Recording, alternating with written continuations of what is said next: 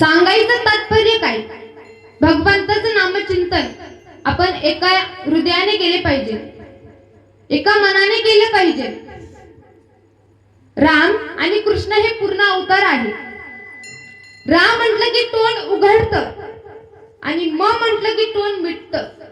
म्हणजेच अंतःकरणातले पाप बाहेर पडतात आणि बाहेर पडलेले पातक आतमध्ये येऊ नये. वास्तविक पाहिलं तर सर्व गती राम देहादेही एक, सूर्यप्रकाशक सहस्त्र रश्मी विठ्ठल विठ्ठल विठ्ठल विठ्ठल विठ्ठल. राम हे कुटस्थ चैतन्य आहे व कृष्ण हे ब्रह्म चैतन्य आहे.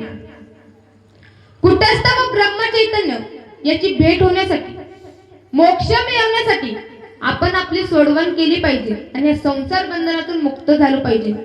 हेच माऊली ज्ञानोबराय अभंगाच्या द्वितीय चरणात सांगतात.